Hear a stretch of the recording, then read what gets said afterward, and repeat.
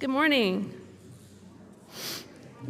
My name is Mandy Winders, and I'm a member of this congregation. And on behalf of Reverend Dave Dunn, our Director of Religious Education, Lexi Tangney, our Music Director, Alex Peach, and my fellow worship associates, as well as our dedicated technical team, I want to welcome everybody this morning to the Unitarian Universalists Metro Atlanta North congregation, which we lovingly call UUMAN. UUMAN is a liberal faith community with a mission to nurture our spirit, strive for justice, and transform the world. No matter who you are, who you love, or where you are on your spiritual journey, all are welcome here. Do we have anybody this morning visiting us for the first time? Hi, do you mind telling us your name and where you're from?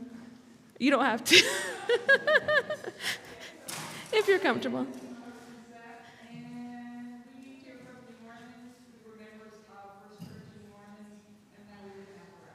Great, we're so happy to have you here this morning. Welcome. Anybody else? Oh, hello. Huh?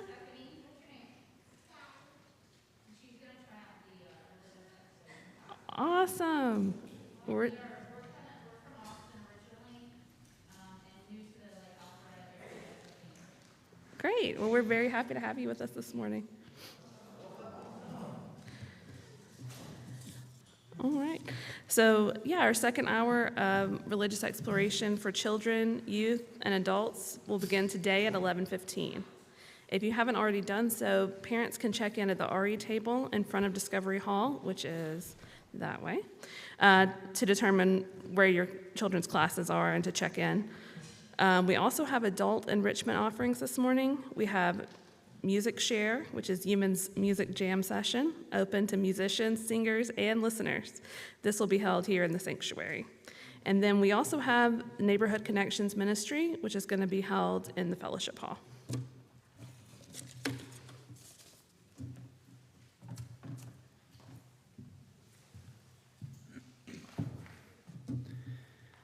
Good morning. Thank you for choosing to be here this morning, for choosing to be in the right place this morning. Today's call to worship is by the Catholic priest, Father Gregory Boyle, who for several years served as a pastor to a congregation in a specific place, a gang-ridden section of East Los Angeles. And he writes, "If we choose to be in the right place, God, through us, creates a community of resistance without our ever even realizing it. Our locating ourselves with those who have been endlessly excluded becomes an act of visible protest. For no amount of screaming at the people in charge to change things can cause them to change them. The margins don't get erased by simply insisting that the powers that be erase them. The trickle-down theory doesn't really work here. The powers bent on waging war against the poor, the undocumented, the person of color, the LGBT community, the outcast will only be moved to kinship when they observe it. Only when we can see a community where the outcast is valued and appreciated will we abandon values that seek to exclude." And now let us light our chalice together.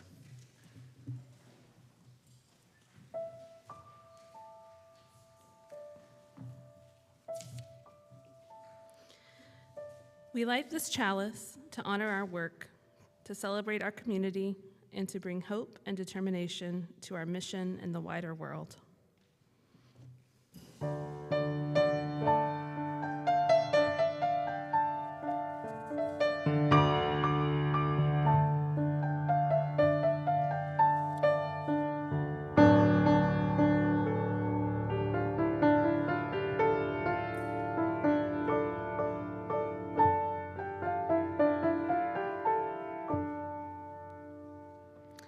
At this point in our service, we share our joys and sorrows with each other our joys with each other to magnify them, and our sorrows to divide the weight of their pain. If you are so moved, please feel free to come forward, drop a pebble in the bowl, and while wearing your mask, please express the joy or sorrow you may have. For those of you attending via the live stream, you may share joy or sorrow in the chat.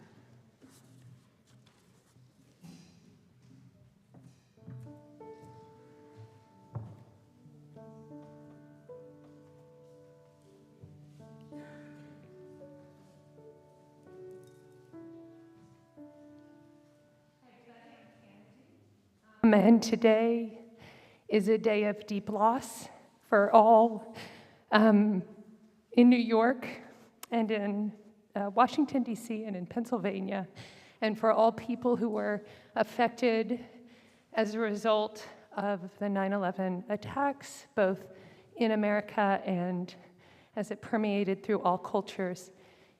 So I drop this pebble in a sign of honor and remembrance and deep sadness for that day.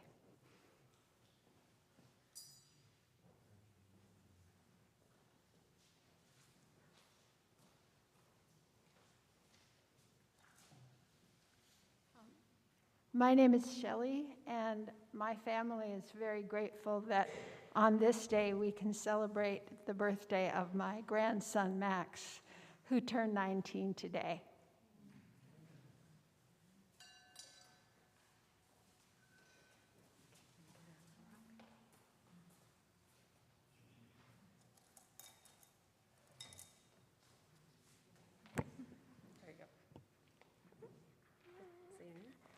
My name is Eli, and I'm excited because yesterday I got to do my fun run at my school because for the past 2 years I wasn't able to because one year it was snowed out and then the other time I did the 5K and I was practicing for like 2 weeks, but then the day that happened I got sick, but yesterday I was finally able to do it.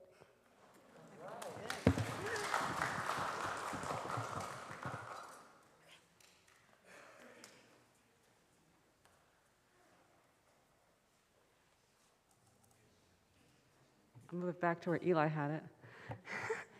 My name is Elizabeth Rohan. I'm a member of this congregation, and I'm dropping a pebble of joy that Raphaela has completed her first week of college, and she's doing great, and I'm surviving too, so pebble for her.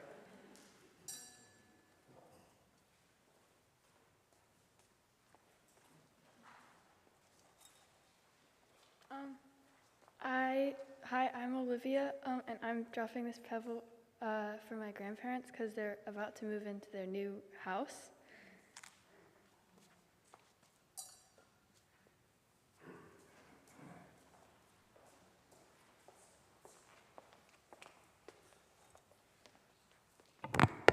Hello, this is Pebble of Joy. We recently found a new house, and right next to the house is an animal shelter, and Josie loves to volunteer with animals, and while we were helping, we found the sweetest one-eyed cat, and Josie just wanted to say how sweet he was.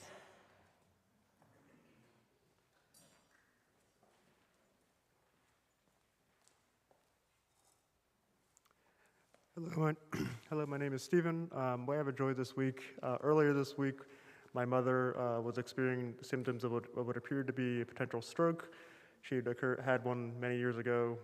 Turns out after going to the hospital later that evening, it was just a seizure that had been caused earlier, which is still very manageable through medication. So thankfully it wasn't something worse.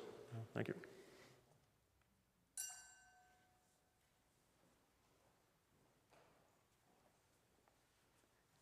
Hi, I'm Miriam Patanian, and I'm a member of this congregation and your board president. And my joy that I didn't get into the announcements this morning is that in 7 weeks and 6 days, we'll be here, and I hope all of you will be here to celebrate together for our Under the Harvest Moon auction.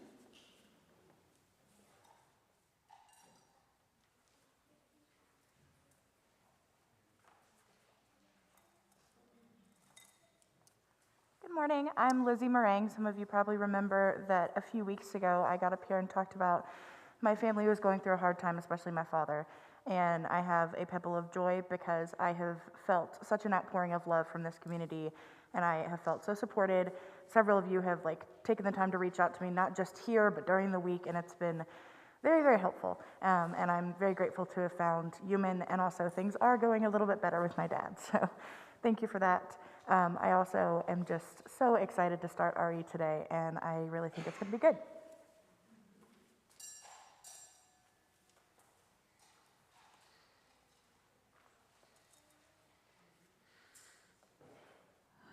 I just want to say that it's hard to believe it's been 21 years since the 9/11 attacks, and I just want to say for those that tragically lost their lives during the 9/11 attacks, may rest in peace, and may New York and America as a whole strive for a better, brighter, more powerful future, and may we all strive for peace and justice and never lose hope.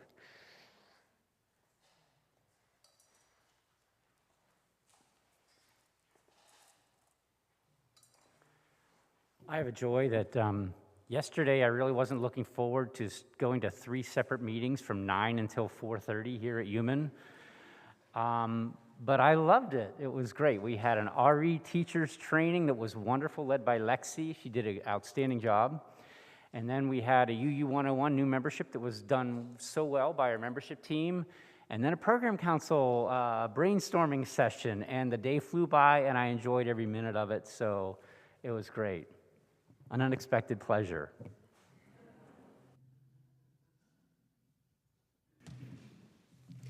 And I'll drop a final pebble for the joys and sorrows that are still too tender to escape the folds of our heart. May we keep one another in our thoughts in the coming week.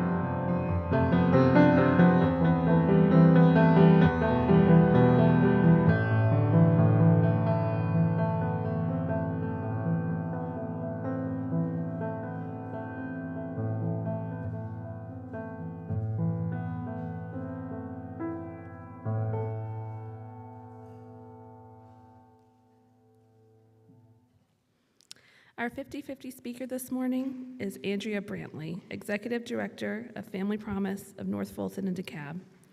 Family Promise is a nationwide network that provides temporary assistance, hospitality, and case management for families with children experiencing homelessness.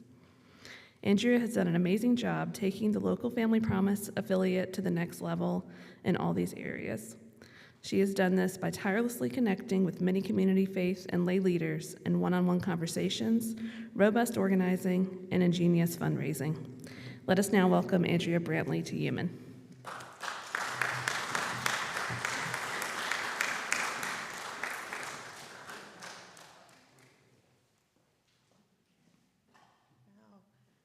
That was quite an introduction. Thank you so much. I'm Andrea Brantley, and I feel like this is a really full congregation. This is really exciting.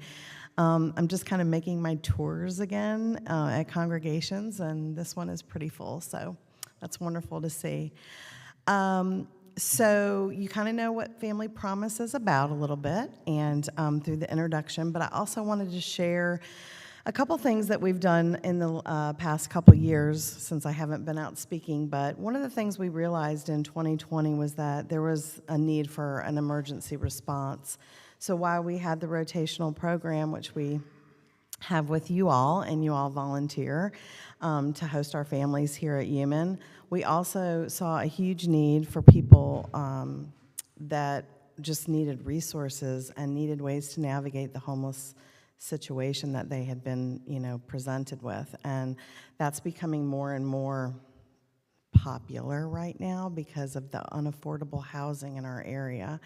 So we are able to give a lot of these families that call resources and referrals to get into maybe a program that they wouldn't normally be able to do without a case management. We also moved our offices to Roswell, and we have our own building now that we lease from the CDA in downtown Roswell. And we also got a brand new truck, which is getting wrapped this week. So you guys will not be embarrassed to park our truck anymore in the back. I want to see it in the front when I'm driving by, okay? Okay, Dave? It's going to be really nice, and you'll know when we're here because it's going to pop. So, but I just want to also just share, for those of you that are new or maybe have never volunteered with Family Promise before, it is really super easy. There's a lot of different opportunities. You can cook, you can spend the night, you can do laundry, you can set up bedrooms for the families.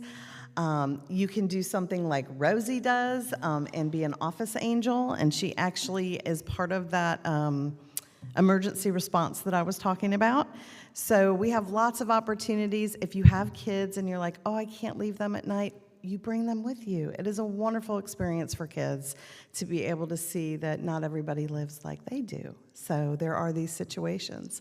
And it just is a great opportunity for you to connect as a family.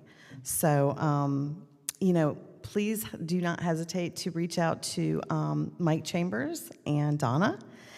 They are your coordinators for this church, and they can steer you in the right direction. But thank you all so much for having me today.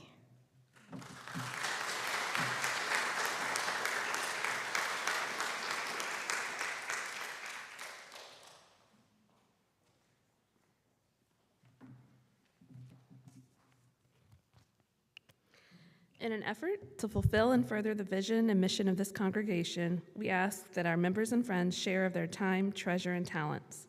With this, we will now take the offering. You may also give using the Givelify app. When giving, please select the 50-50 plate option. All 50-50 plate selections for the month will be split between UUMAN and Family Promise.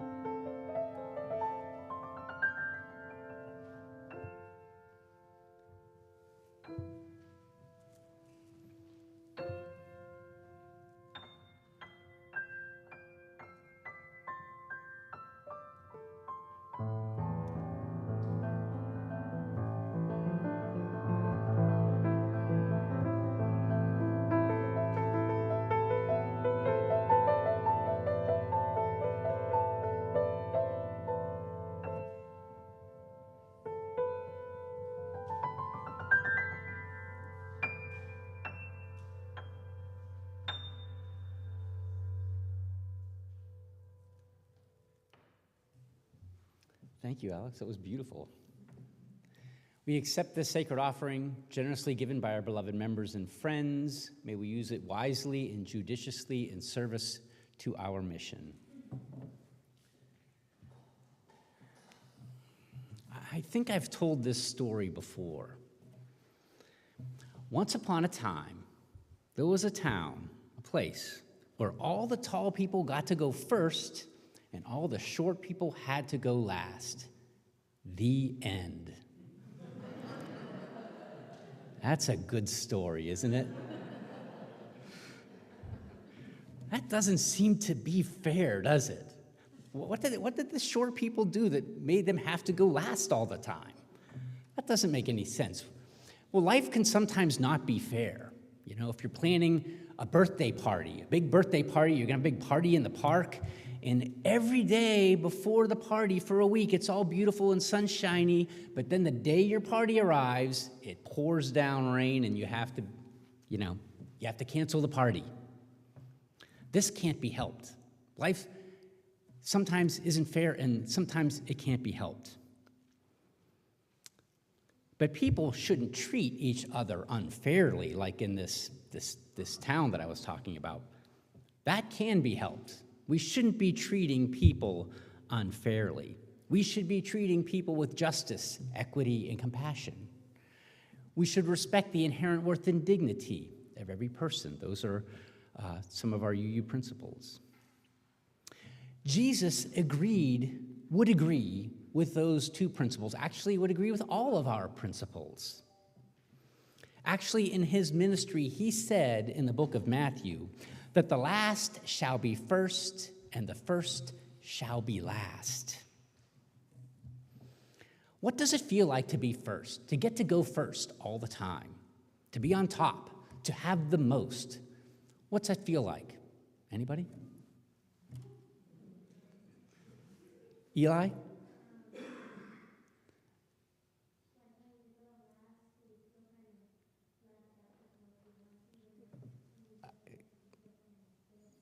Yes, when you have to go last, you feel like you're left out. I was going to actually say that exact thing. Left behind. You get the leftovers. That's what happens when you go last. When you get to go first, like if a plate of brownie or a tray of brownies come out of the oven, they're nice and warm and they cut up, and if you get to go first, you get to pick which brownie you want, and they're still warm. They're still warm. You can choose a big one or a small one if you like, or a corner piece that's crunchier, or maybe the gooey pieces from the center, my favorite, but you get to choose. If you go last, you get, well, what's left over, as kind of Eli said. It might be just crumbs or nothing at all, and it's generally cold and no longer warm. Jesus' ministry was to be with those who were last, who were on the bottom, the outcasts. He chose to be present with them. He chose to be in kinship with them. He chose to break bread with them, to laugh with them, cry with them, pray with them. And because of this, in a way, he knew kind of what it was like to be last, be on the bottom, to have the least. Now, we can never know exactly what it's like to be another person. But what Jesus did, by being present and having kinship with those who were last, he kind of had a sense of what it might feel like. What it might feel like. In a way, too, we can do what Jesus did as well. We can be present with. We can be in kinship with. Listen to, break bread with those who are less fortunate than us. You know, Jesus never wrote anything down. And who knows? Many religious scholars believe that his followers and he himself may have been illiterate. Jesus didn't read about the poor, the outcasts, the marginalized. He shared his life with them. It was a lived experience. so we could know what it felt like to walk in someone else's shoes. If we follow Jesus' example, I believe it would be a better world, a transformed world. It would have to be.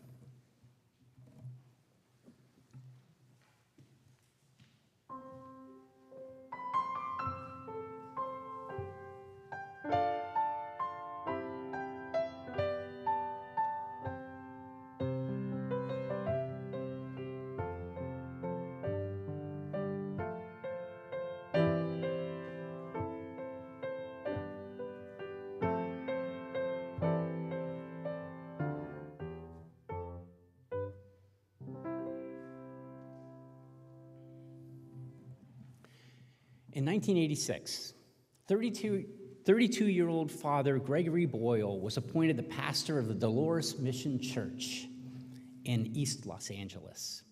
It was the poorest Catholic church in the city of Los Angeles, a largely Latino neighborhood plagued by drug abuse and gang violence. There were 8 active gangs when he arrived there in 1986. New gang members were recruited and groomed at a very young age in the schools, leading to many young people being kicked out, expelled from school before they even reached junior high. Life expectancy was very, very low. Incarceration rates were very, very high. What to do? Did he, the church, have to really do anything? I mean, couldn't they just celebrate Mass each week? Carry on weekly baptisms and weddings and funerals? Well, they decided to do something about the desperation and trauma in their own communities that was plaguing their communities, plaguing their neighborhood. They had so many stops and starts and do-overs and redo-overs and re-redo-overs when they thought about what they tried to do in the neighborhood, how to solve the problem. Now, many people might label these as failures, the starts, the stops, the do-overs, and the redo-overs. I don't think of it that way. I think of them, all of this, as necessary steps to get from one place to another. That's been my experience in life. To go to point A and B, a straight line is the shortest distance, a straight line. But usually life doesn't let you take that route. Usually something gets in the way. So anyway, after many failures, do-overs, redo-overs, starts and stops, actually I don't want to call them failures, starts and stops, do-overs, after 30 years, they have an organization now called Homeboy Industries. One word, homeboyindustries.org. It's now the largest gang rehabilitation and reentry program in the world. But how did it all start? Sister Elaine Roulette, founder of Providence House in New York, a reentry program for incarcerated mothers. She was asked, "How do you work with the poor?" And she answered, "You don't. You don't. You don't work with the poor. You share your life with the poor. It's as basic as crying together. It's about casting your lot before it ever becomes changing their lot." Pema Chodron, an ordained Buddhist nun who I've quoted many times, writes of compassion, and she suggests that its truest measure lies not in our service to those on the margins, but in our willingness to see ourselves in kinship with them. Imagine that. Yes. Not to be in service to those on the margins, but be willing to be in kinship with them. Am I willing to be in kinship with the poor, the marginalized, the outcasts? Am I big enough, expansive enough to set aside my identity of protection, the protection of my own self and my own, well, let's call it privilege? Am I willing to abandon the safety of my own ego and humble myself? Am I willing to be vulnerable and surrender myself to be in kinship with the marginalized? And perhaps most importantly, be willing to be changed myself in that kinship, that relationship of kinship. You can ask yourself the same questions. Whether or not you're willing to surrender the protection of your ego and be changed through kinship with the marginalized. If you're willing to do that, we're offering a program to help you with that. We're launching here at UUMAN a new ministry called Neighborhood Connections Ministry that will give you that opportunity. In this program, a participant would agree to volunteer at the nonprofit of their own choice for approximately 8 hours a month. You do it any way you like. 8 hours one day, 4 hours 2 days, 1 hour 8 days, anything. You would agree to volunteer at this nonprofit of your choice for 8 hours a month. And monthly, we will gather together to share and reflect upon our individual experiences collectively. And we'll share different resources. Some of you are essentially doing this already. Andrea spoke that Rosie's already working at Family Promise, volunteering as a Family Promise in some support role there. Many volunteer at North Fulton Community Charities. Many volunteer, or some of you volunteer at the Foster Care Support Center. In my first year of seminary, I had to do this same thing. I had to work 8 hours a week at the nonprofit of my choice, and I chose Family Promise. So I spent 2 nights a week, 4 hours, going from church to church in each circuit, different church every week, sitting down, having dinner with the Family Promise guests and the different members of the different churches. And I got to know, I formed relationships with those guests over an entire year. And it was a life-changing experience for me. And I was so grateful to bring that ministry, Family Promise Ministry, here to UUMAN, and that so many people seem to get so much out of that ministry and love that ministry.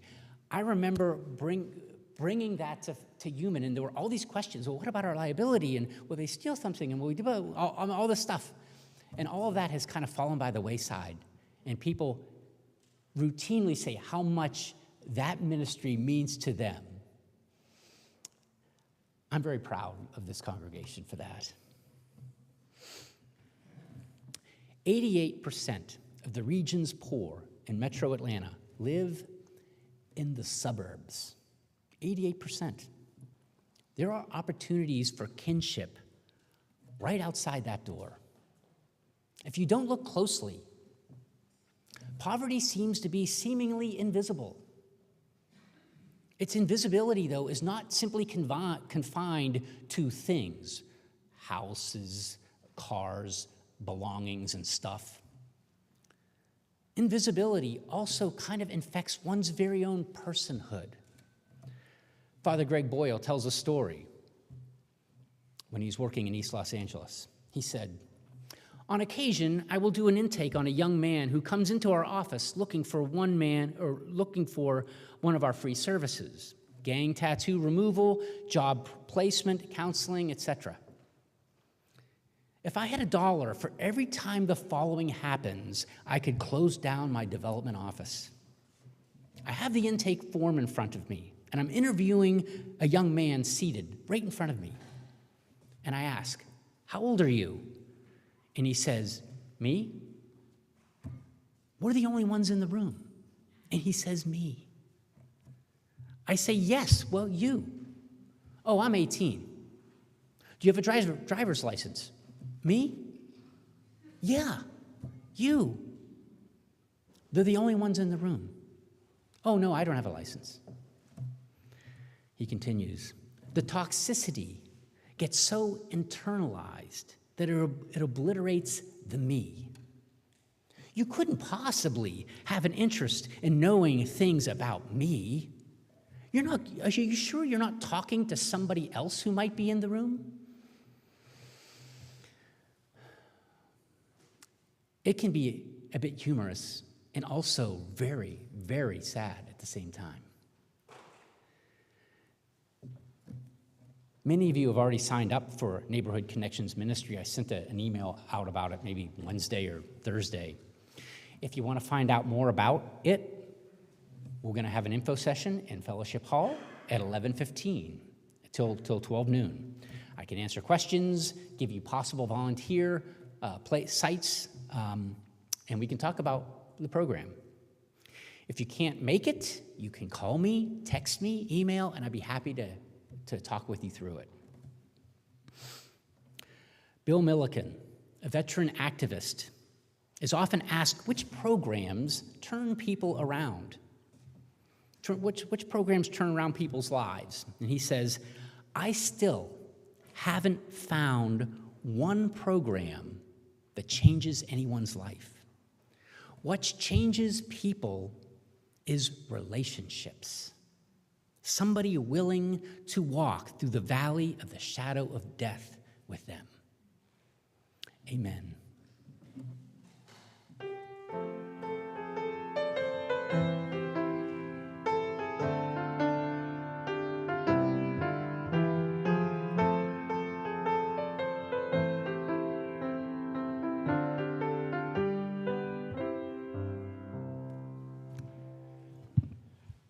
It's funny that when you go to the same seminary as your minister, you run into things that are similar.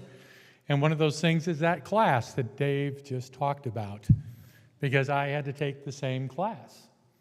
And I had to, my first semester, find an organization that I could involve myself in 8 hours a week and use that towards my learning process at Meadville. And I thought, this will be easy. I'll choose Family Promise because I already do stuff at Family Promise. I come to Family Promise all the time. I help set up and I bring meals on a Saturday, and that was my thing. So I'll do that until they said, and oh, by the way, we want you to choose something that you've never been involved in. I was panicked. I was truly panicked. And what happened was the following Sunday, David invited Dr. Soltis and the kids from Freedom University here to talk about their lives and what they go through. For those who don't know, Freedom University is a program to help undocumented and underdocumented youth get into college because doors are slammed in their face trying to get into college. And I thought, well, maybe I could do something with them. And because of the status of these young people, they're very, very particular. As a matter of fact, they'd never had an outsider come in as a volunteer to help them on a regular basis. But with some prodding, I think, from Dave, she said, okay, we'll give it a try. And my job was to pick up 3 youth and take them to class on a Sunday, and then I would arrange to get food for them and bring that over so they could eat while they were in class on a Sunday. So I picked them up and drove them to a location and then would leave and go pick up the pizza or go to one of the other churches and UU churches to pick up food, and I would take that and help set it up, and then I would take them home at night. And my day generally started as soon as church was over, and I would get home at 9:30 or 10 o'clock that evening after driving.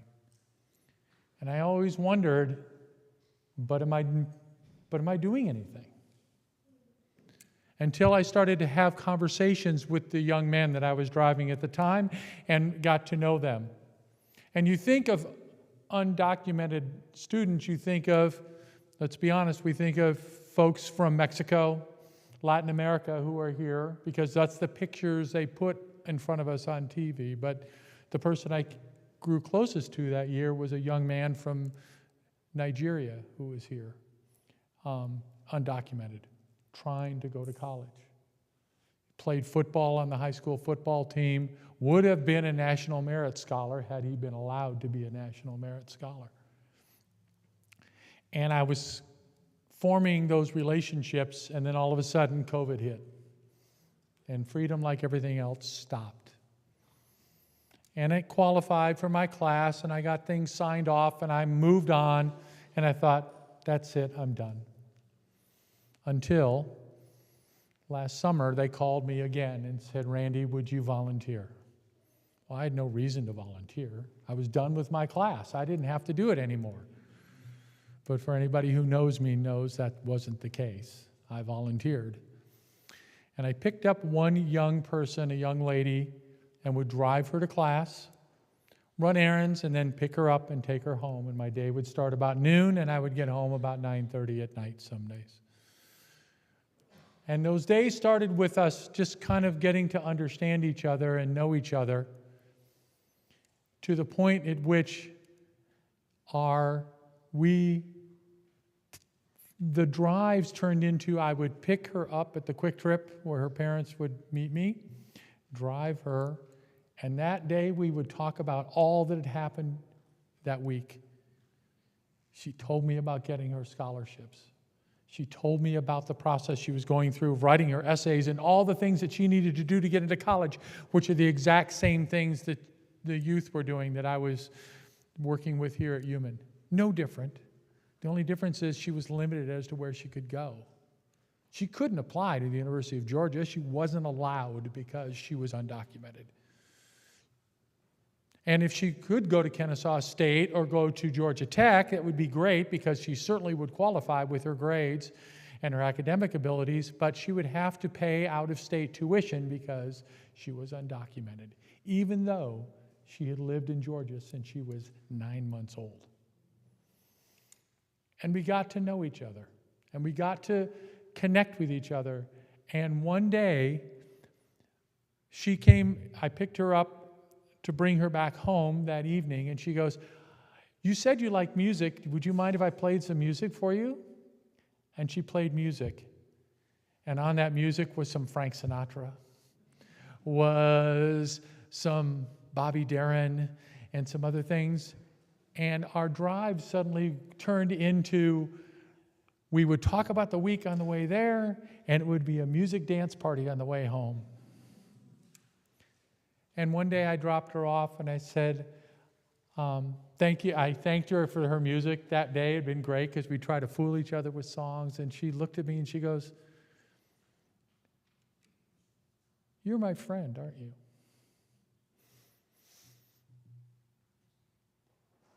And I said, yes, I'm your friend. And I was. She was my friend. And she still is today. On my phone, if anybody wants to see, and I can share them, I have pictures of her move-in day at Agnes Scott College, where she's there on a full ride scholarship because Agnes Scott sees her as a human being, sees her as a person, and not as an undocumented youth. And she's desperately trying to be documented, by the way. Don't pretend that she's not. She'd filled out all the paperwork and submitted all her information to be a dreamer, and then the previous administration froze it. And she's stuck in limbo. She can do nothing. She can't get a driver's license. She can't get health insurance. She can't do any of those things that we take for granted just because of the simple fact that her mother, and that story that she shared with me, and that's her story to tell, not mine, but that story she told me of what the trauma her mother went through to get her and her daughter here to the United States was like. And just because of that simple fact, she can't get those things. But she is a person who's going to change the world. And I got to know her and have a relationship with her. And we still share pictures and videos. And she asked me about my trip to Chicago last week and how it was. Do this. Do this work in the neighborhood. Be vulnerable.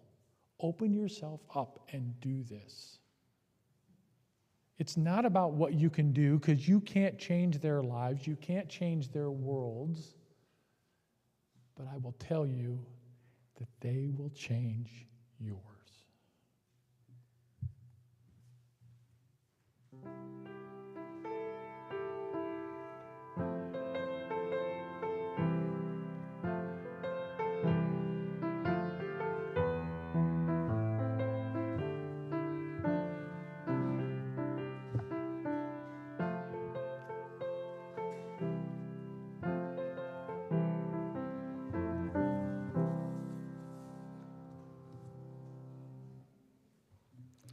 This is a reading from Our White Friends Desiring to be Allies by Courtney Ariel.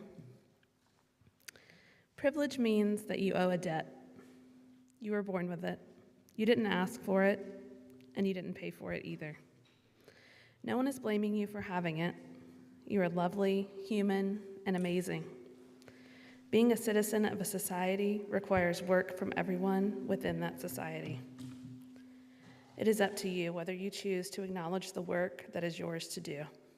It is up to you whether you choose to pay this debt and how you choose to do so. I believe this is holy work, the work of justice, the pursuit of it.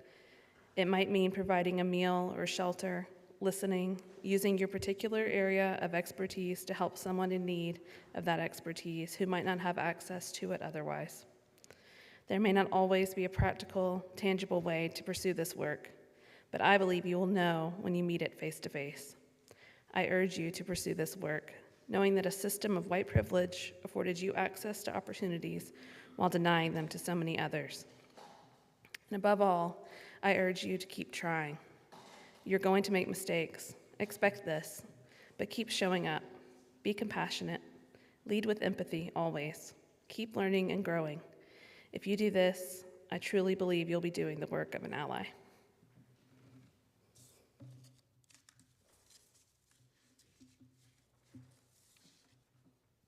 And now let us extinguish our chalice. We extinguish this flame, but not the light of truth, the warmth of community, or the fire of commitment. These we carry in our hearts until we are together again.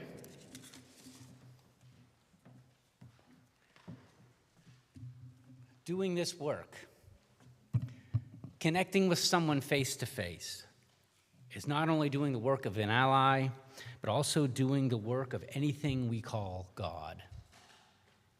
Father Gregory Boyle again writes, in Africa, they say that a person becomes a person through other people.